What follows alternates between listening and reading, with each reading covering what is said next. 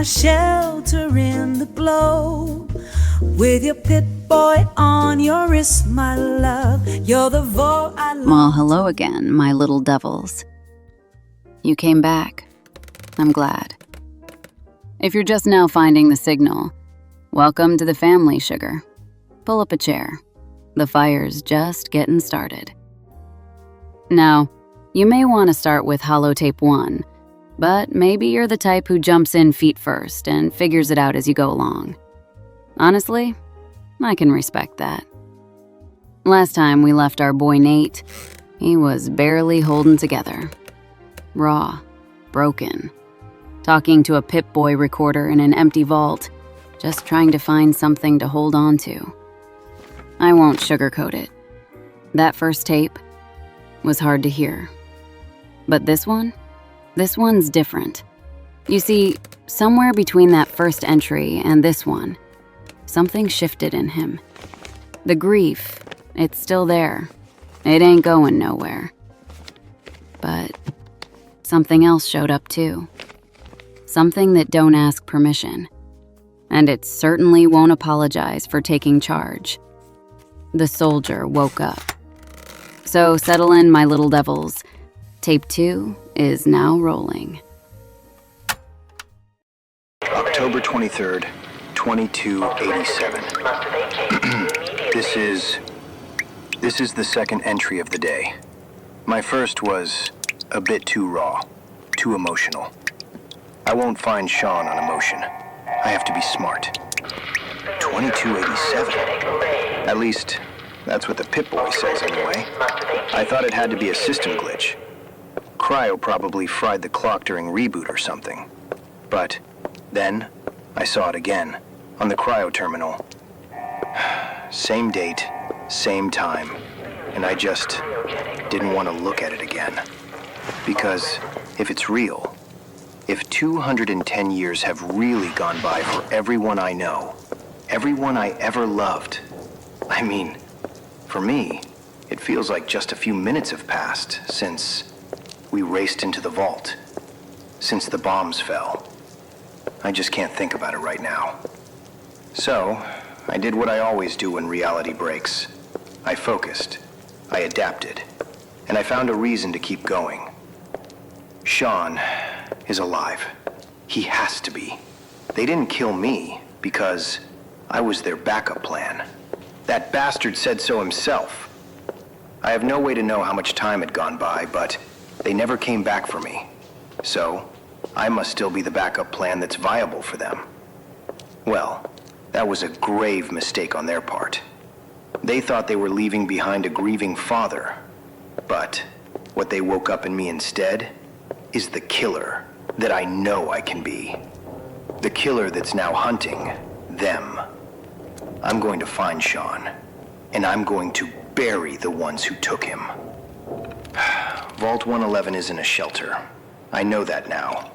It's a goddamn lab, and we were specimens. Frozen, tracked, measured, without any consent or knowledge. One security log made it crystal clear. Vitals were monitored, but medical intervention wasn't allowed unless 80% of us were dead. 80%! And even then, we weren't getting out. The plan was for the staff to leave. The rest of us were meant to stay frozen. Forever. The staff were waiting on an all-clear order that never came. The overseer, that asshat, stuck to policy. And soon, food ran out, and people got desperate. According to files left on the security terminals, on April 23rd, 2078, the staff revolted. He died in his office, the piece of shit coward that he was. Serves him right. When I made it in there, it was a mess. Terminal still had power, though. His logs were paranoid, obsessive. He wrote about a prototype weapon he created, called a cryolator. Some kind of a portable freeze ray or something? I think, anyways. It's locked up in his office, and I don't have the proper tools to open it. Yet. I'll be back for it, though. That reminds me, I need to keep track of anything I find now. So, Inventory rundown. 2 10mm pistols, one in pretty good shape. The other, not so much. Roughly 90 rounds though.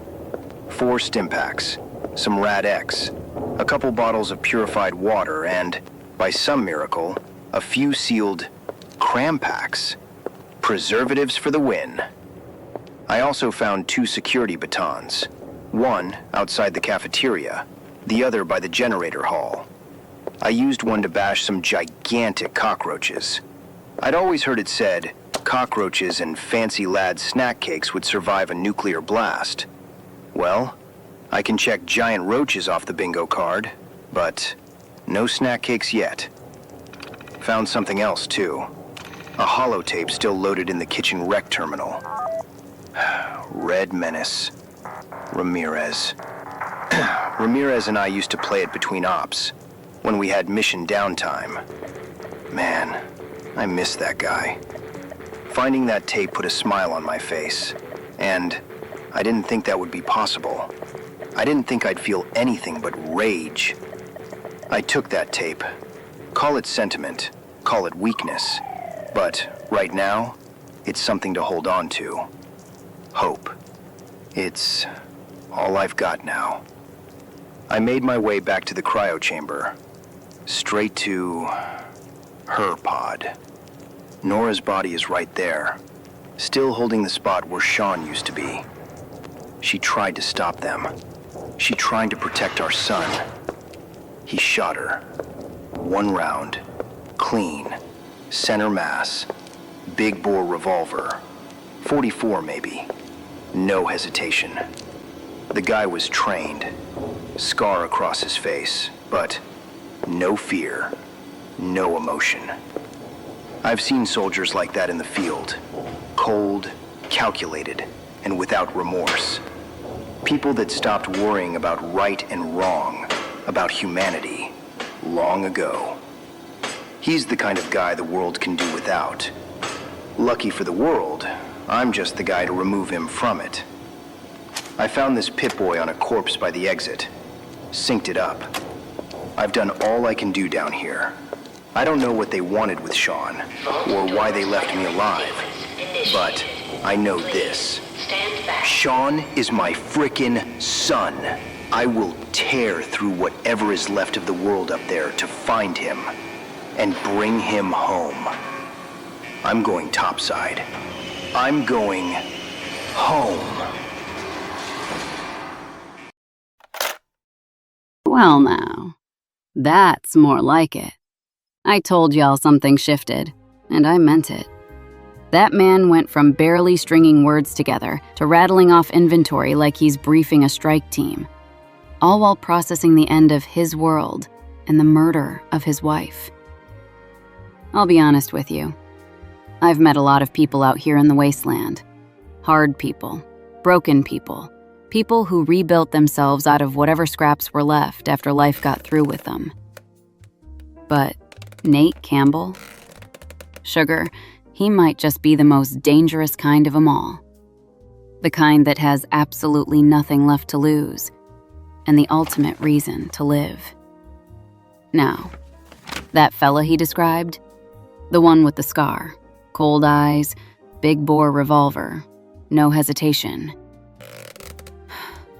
Yeah, I know that type, all too well.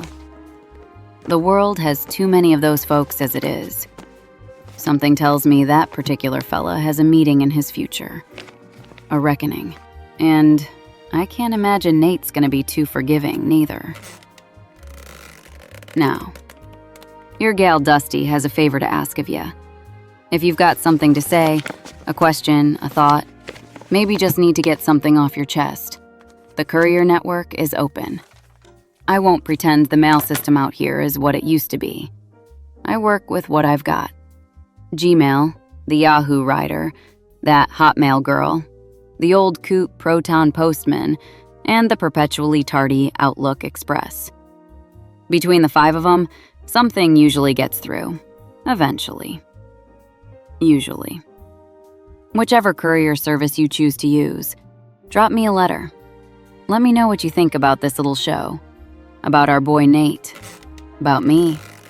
Or just some thoughts you got rattling around your noggin. I read every one. Honestly, I do. And the good ones? Well, they just might make it on air. Nate's heading topside now, heading home. But his story is far from over. He'll have to hold on to that anger he's carrying. He's going to need every bit of it. But sugar, that doesn't mean you have to hang on to yours. Until our paths cross once again, stay close to the signal. Stay alive. Stay strange. Dusty out. Stay close, my vault dweller. Don't roam too far from me. With you I build our paradise beneath the desert sea. Oh my Calvin, you make my heart far away.